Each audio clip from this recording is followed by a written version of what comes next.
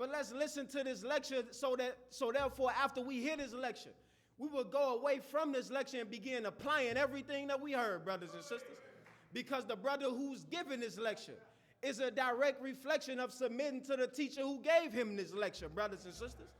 Is everybody all right with that? Yes, so are we ready to hear from our student minister? Yes, oh, man, I don't know. Yes, we sure we ready? Yes, sir. You don't think they're ready? Okay. I thought everybody was going to be ready because I said Stevie Wonder didn't need a hype man last night, right? I'm saying it was young people at the Stevie Wonder concert. Geeked up. I'm saying Keys of Life probably came out before they were even born. This is a man who's 65. Is that right?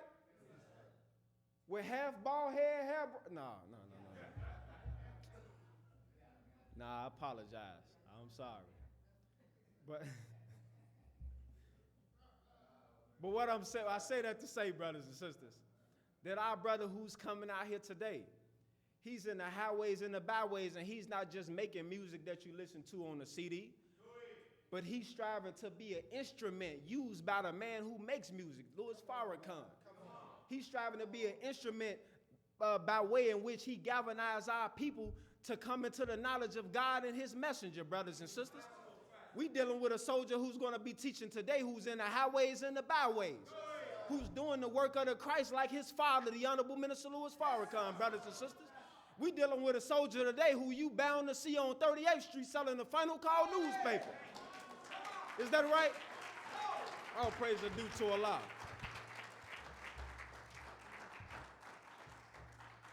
So yes, our brothers, sometime when a song is sung, the person who's singing the song hasn't even written the song. Right. So they can be singing something that they don't even necessarily believe in. Is that right? That's right. Oh man, we know plenty of R&B singers singing songs about love but living player lives. Is that right? But yet and still, anytime a representative come up on this rostrum says that this rostrum belongs to the Honorable Minister Louis Farrakhan. This has to be somebody who wholeheartedly believes in these teachings. Is that right? So with no further delay, let's bring a brother on who believes in these teachings. Our student minister, Brother Nuri Muhammad. All praise I do to Allah. Allahu Akbar. Allahu Akbar. Allahu Akbar.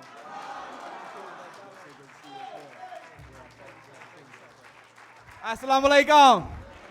Thank you, brothers and sisters. Please be seated. Thank you. All praise is due to Allah. Alaikum salam, man. Not some praise, not most of the praise, but all the praise belongs to Allah. All praise is due to Allah.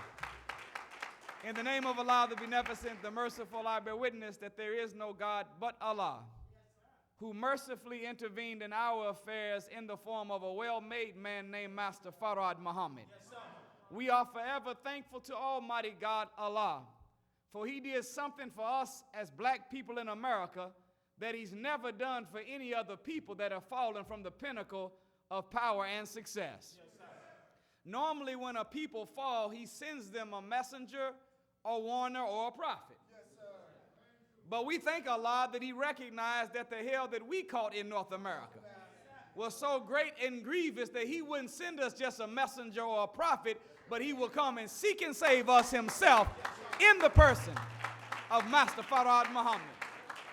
We thank him for coming among us and raising up in our midst his messenger Messiah, the most honorable Elijah Muhammad, the greatest human being that ever walked the earth other than God himself.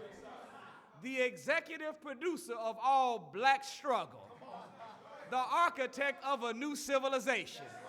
If it were not an Elijah Muhammad, there never would have been a Muhammad Ali, a Wharf Dean Muhammad, a Malcolm X, a Louis Farrakhan, a H. Rap Brown, a Huey P. Newton, the Black Panther Party, Kwame Ture, SNCC, CORE. None of these groups would have ever been fruits if it wasn't for a tree named Elijah Muhammad.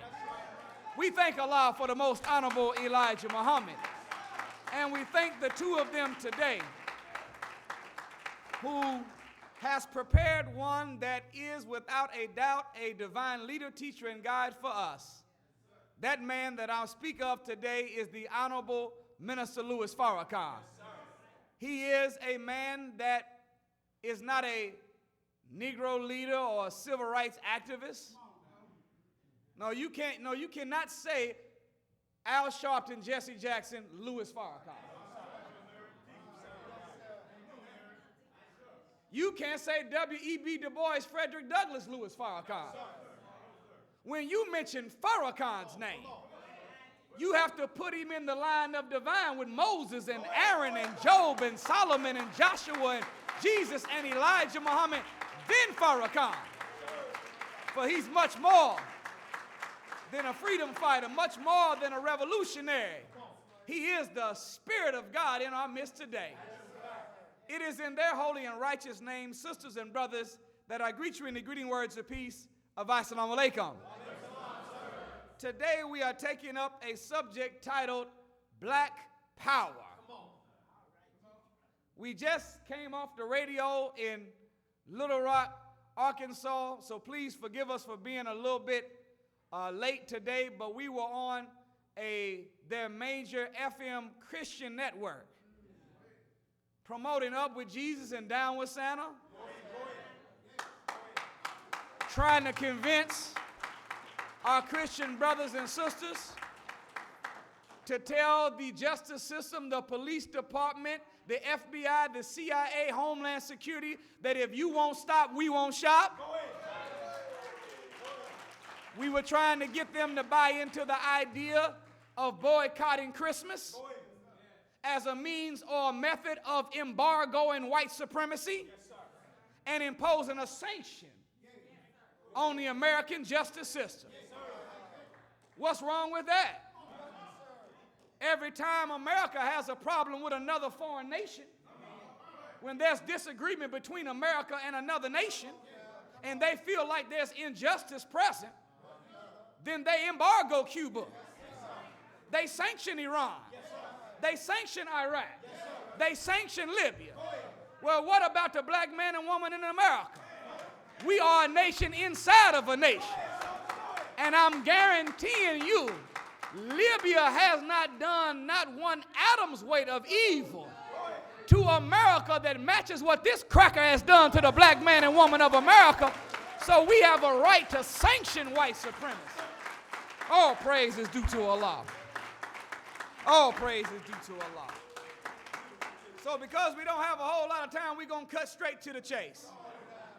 The most honorable Elijah Muhammad said that the conditions that black people have faced for over 460 years has primed our minds now that you don't have to build up to a point. He said there's no need in the modern hour to tiptoe through the tulips, beat around the bush, or pussyfoot around with the truth. He said you can just give the people the raw, uncut truth, and because of the hell we've been catching for 460 years, we are ready to receive it. So I'm thankful to Allah that you've got a great helper in Cincinnati, heralding truth and falsehood, Brother Darrell Muhammad. Thank you, Brother Darrell, for being here. Thank you, Muhammad Moss number 5, for being here. Thank you for your service, your sacrifice, and your soldiering over the years. But as it is in Cincinnati, as it is in Kokomo, as it is in Anderson, as it is in Fort Wayne, as it is in any city you're going to find in America or the world today, we live in a fake world. This is an artificial reality. The most honorable Elijah Muhammad said 70 years ago that Satan offers a substitute world. Everything in this world that you look at is fake. That's why we were told in the gospel of Big Mama back in the day. Not in the Bible or Quran, but the gospel of Big Mama. And sometimes the gospel of Big Mama is just as true as Bible and Quran. Don't you remember Big Mama told you, look, baby, everything that glitters. Y'all heard that, huh? Believe none of what you hear and only half of what you see. This is a Barnum and Bailey world. Huh? What were they trying to tell us? See, they knew that God made the cow to produce milk, but the white man makes a concoction where he makes a soy version of it. God brought the orange to produce juice, but the devil, he makes an artificial orange drink. God made butter, Satan makes margarine. God made leather, Satan makes pleather. God made wool, God made cotton. But the devil makes the two twin sisters, Polly and Esther. Everything you see that God has made, the white man has found a way to make a substitute version of it. Is that the truth? So we live in a world right today where love is but a saying. Loyalty is a tattoo. And black power has been limited to a hand gesture and a slogan. But today, by the great wisdom of the Honorable Elijah Muhammad's teaching, we intend to provide for us today an operational definition for what black power really looks like. That we will stop holding our fist up, chanting into white folks, and we'll put our hand down, look in the mirror, and start proving to the world that we are the manifestation of real black power in the modern context by building something for our own selves. All praise is due to Allah. In the world we live in, we have a whole lot of misunderstood words. If someone was to ask black people, what is success? Most of us would spell success where all the S's will be replaced with dollar signs. So if we were to describe the definition of success by our connotation, commonly accepted definition, but not the denotation, the real one attached to the word, we would say success is money. Success is cars and houses and stuff. But the truest definition of success is not material wealth. The truest definition of success, so teaches Dictionary Farrakhan. And I don't know about you, but I'm choosing Farrakhan over Webster any day. In fact, who in the hell is Webster anyhow? What kind of life did Webster live? How much integrity did Webster have? What did Webster ever do for black people?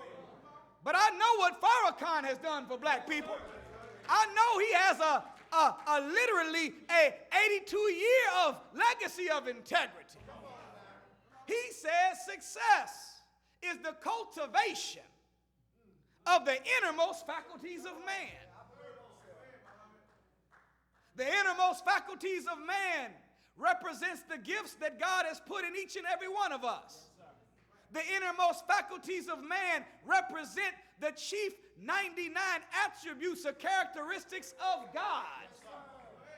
Every human being is born with 99 attributes of Allah inside our being. Some of those attributes we manifest without any effort. Some of them come by means of automatic. Some of those other attributes have to be cultivated and developed. But at the end of the day, all of them can be manifest in every human being. So you may be born with the spirit of a destroyer. You may be born with the spirit of an avenger. But you've got to work on and cultivate and feed and nurture your mercy and compassionate side. You might be born a Khalik, you're creative. But you have to work upon your Malik side, your mastery of judgment. Because in your creativity, sometimes we become too creative where we lose logic and reasoning. But all the attributes of Allah are the innermost faculties of man. That's where success comes from. Real success is not measured by the car you drive, the house you live in, the clothes you wear, or the amount of money you have in your account. However, you will know that you have reached real inner success. Because the Honorable Elijah Muhammad said the outside will reflect the inside.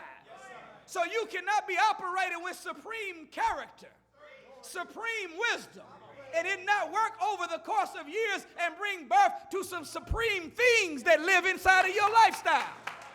All praise is due to Allah. We have misunderstood words. Don't you know, brothers and sisters, that if someone is reading a book and they come across a word that they don't know the real definition of, and they continue to read, whatever they read after they come across that misunderstood word will be a blank in their mind? Well, what happens when you look at the black struggle and we have come across misunderstood words as we've been fighting for freedom, justice, and equality? Then if we don't properly define those words, then we continue to struggle, then our work becomes a blank work. That's why we still crying for black power. That's why we're still working on it. We should have been had it by now. One of the biggest misunderstood words that we have is unity. We have misdefined unity for the word uniformity. But the most honorable Elijah Muhammad did not say our uniformity is more powerful than a nuclear bomb, or our uniformity would solve 90% of our problems. He said unity is more powerful. Think about that for a second. If it's more powerful than a nuclear bomb, it's also more powerful than a 9mm. It's more powerful than an Uzi. It's more powerful than an AK-47. It's more powerful than a street sweeper or a Desert Eagle. Our unity is more powerful than a nuclear bomb. So real power is not going to come. Real revolution is not going to come when we put a gun to the white man's head. Real power is when we show up and put unity to the white man's head, and he will be forced to do that which is right. Uniformity and unity are not the same thing. Uniformity means that we all do the same thing in the same way. At the same time, we all look alike while we do it. But uniformity is not only a mathematical, but it's a biological impossibility. There is no human being that has the same fingerprint as another human being. There's not one of us that have the same voice pattern. Not one of us have the same pupil. We all are unique. Before you, there never was one. And after you, there will be no more. You are the one and the only. Never has been one like you before, and never will be a duplicate after. So, uniformity is never going to take place. Everybody ain't going to have on the same outfit. Everybody's not going to have the same hairstyle. Everybody's not going to worship in the same building. Everybody's not going to be a part of the same organization. That's uniformity. But unity is different than uniformity. Unity is whenever we do different things at different places at a different time, but for one common cause. All praises are due to Allah. Allah says, say, how would I find out what unity look like since we've never had it yet? We have it every day. We just don't realize we have it. The book of scriptures of the Muslims and any righteous person called the Holy Quran. I said the book of Muslim, a book of scripture of the Muslims and what? Any righteous person. See, if you are a righteous person, then you are wise enough to know that it is impossible for the wisdom of God to be housed solely in 66 books of a Bible. if you are righteous, then you are wise enough to know that the 114 chapters of the Holy Quran does not represent the totality of the wisdom of God. In fact, if you were looking in the 114 chapters of the Holy Quran, there's a description of how big the wisdom of God is. It says, God talking, if all the trees on the earth were pens, and all the seas were ink, that's a lot of ink and a lot of pens. 68,634,000 square miles of a Pacific Ocean. 41,321,000 square miles of an Atlantic Ocean. 29,430,000 square miles of the Indian Ocean. And then you've got another 1 million square miles of lakes and rivers. And that's just a measurement of the surface of the body of waters of the planet. You have not yet weighed or considered the depth or the volume of each one. But when you do the mathematics on the volume of each one is 13,000, another one's 12, another one is 11, and another one is 10, and some are feet. But when you do the math, you have tens of thousands of depth of water. Yes, sir. Yes, sir. Beautiful teaching. But the wisdom of God is so big that if you had all the trees pens, with all the seas ink with 7 more added to it, you could never exhaust the wisdom of Allah. You telling me that 1,300 pages in the Quran is all the wisdom of the God? That 900 pages of the Bible is the totality of the wisdom of God? In comparison to trees and water as ink, the Quran and Bible will make up of a twig and a puddle. So the wisdom of God is bigger than the Old Testament, bigger than the New Testament, and bigger than the Holy Quran. These are scriptures, which means a part of a greater writing. So it's some more wisdom other than Bible and Holy Quran. Mr. and Mrs. I haven't read that in the scripture whenever Elijah Muhammad said it. Yeah, well, so what? So what? That don't mean it's not true. Because you couldn't find it in the Bible. Well, there's a whole lot of stuff you ain't found in the Bible. That ain't stopped you from doing it. You have never found that medicine you take it in the Bible. Huh? Matter of fact, have you ever found McDevils in the Bible? I mean McDonald's? But you eat? Have you ever found the Murder King? Or the White Casket? Or Long John Killers? Or Taco Hell? You haven't? In fact, the word restaurant's not in the Bible nowhere.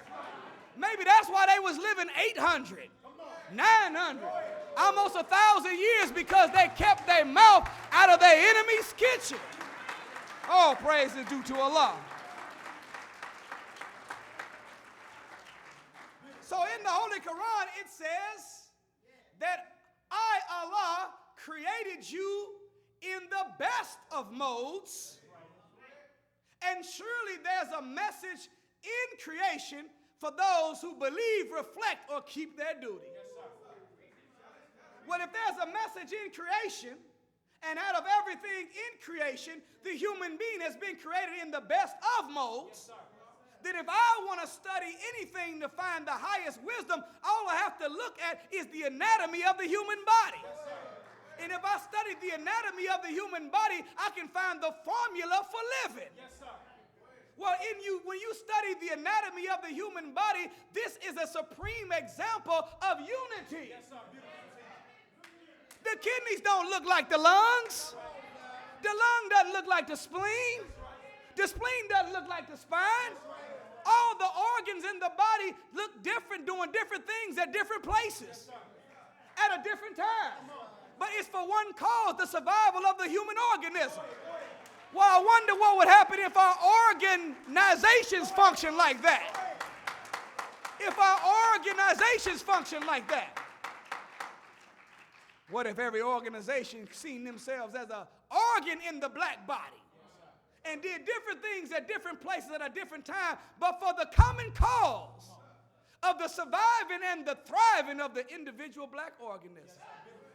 That's what unity would look like. So black power is a chant that we should love. It scares white people to death. What, y'all don't like scaring white people? I got a confession to make. Confession is good for the soul. Y'all don't, I kind of like scaring white people. I'm just confession.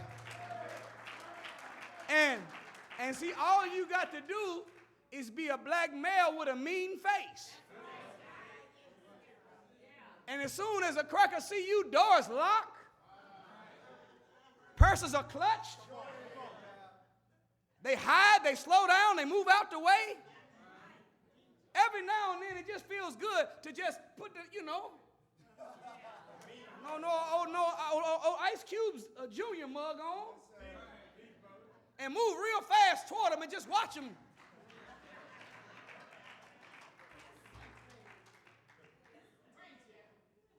But even the symbol of black power scares white people. They see it as a threat, even though we don't even have it, just a symbol of it. Think about the brothers at the Olympics. They done ran for America, won the medal for America. But when they took the stand, they said, man, look, you can tell they didn't plan it because both of them had on one of the set of gloves. Huh? They didn't come that prepared, because if they would have come, both of them had the same glove on. Somebody had on the left glove. That means they had one pair. And when they showed up and the national anthem started playing, I guess before they got there on the stand, they started to think about land of the free, home of the brave. Hell no, it's the land of the grieved, home of the slave. I done came all the way over here and ran for these white people, jumped these hurdles, jumped this sand, sprinted, handed off the baton, threw this javelin. And at the end of all of that, I'm coming to win for America. When I go back, America won't even let me drink from the same water fountain. What the hell am I doing over here? So they said, the least we can do is show some love for the soldiers that's catching hell in the black community back home. So when they start playing the national anthem, the first thing the brothers did is they put their head down. Next thing you know, the glove came.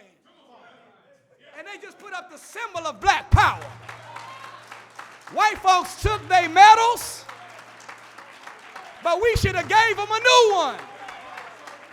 White folks fired them, but we should have gave them a job. All praise is due to Allah. They're afraid of black power.